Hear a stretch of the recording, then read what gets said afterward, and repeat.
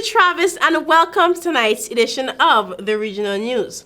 We start off with some news in neighboring Suriname, where the election appears to be headed for trouble, with incumbent President Desi Boussier asking for a recount after initial results indicated a massive loss for his party.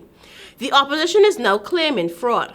Officials reported that the majority of polling stations have been counted, but not finalized, with the opposition in control. Even if Boutier's request for a recount is granted, the odds appear insurmountable that he will retain the presidency. The CARICOM and Organization of American States, OAS, which have sent observer teams to that neighboring country, have extended their stay. OAS, in a preliminary statement, said that it has held 44 meetings with tight measures in place to protect its observers. The mission, which is led by Chief of Staff of the OAS General Secretariat, comprises 13 experts from 8 countries, 3 of whom provided their support. In all, the mission visited 96 polling stations in 53 polling centers on Monday. Reports were received that incorrect ballots had been delivered and utilized in 6 polling stations. In its report, the OAS recommended creating an independent electoral body that is responsible for organization of the elections, including the appointment of poll workers. The body also recommended a review of the seat formula and reforms to allow for stricter monitoring of campaign financing. And now for some news in Trinidad and Tobago. Police Commissioner Gary Griffiths said yesterday that approximately 75 officers are being closely monitored by police for suspected criminal activity.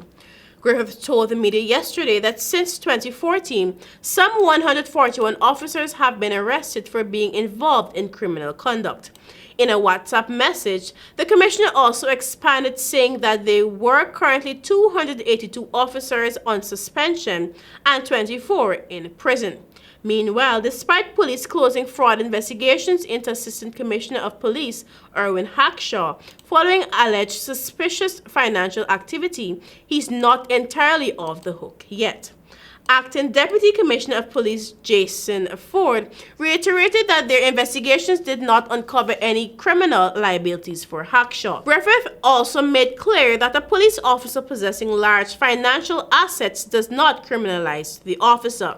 He explained that it is the possession of such wealth without a valid reason that does.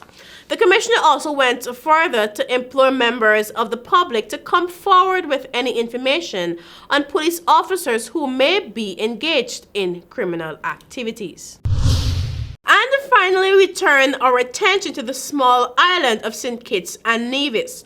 The Prime Minister, Dr. Timothy Harris, has revoked an invitation to the Electoral Observation Mission of the Organization of American States, OAS-EOM, to St. Kitts and Nevis for the June 5, 2020 general elections. In a letter to the political party of the St. Kitts and Nevis Labour Party, Dr. Denzel Douglas, dated May 28, OAS Secretary General Louis Almagro validated that the organization had accepted Dr. Harris's invitation of May 19, but the invitation was revoked on May 27. And I quote, "Unfortunately, on May 27, the government informed the OAS that, following the establishment of a 14-day quarantine, it would not be feasible for the observer mission to travel to St. Kitts and Nevis. OAS regrets that a practical solution was not put in place, like was the case in Suriname, to allow our observer to deploy, but it is respectful of the sovereign decision," end of quote, the OAS letter read.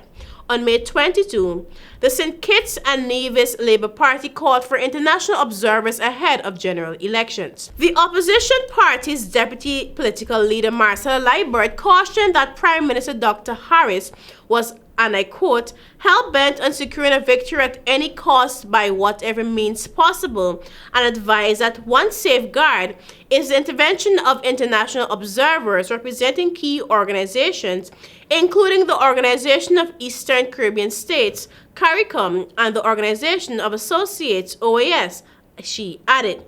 "This is the only way we can be sure that the general election is free and fair as well as free from fear," she added.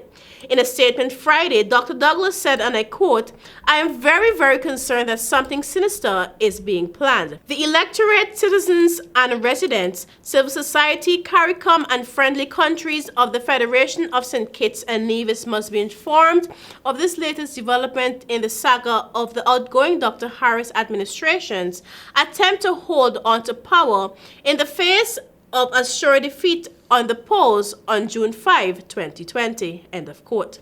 And that is for our regional news this evening, and I continue to urge our viewers to stay indoor, wear those masks, use those hand sanitizers, and continue practicing social distancing. Back to you, Travis.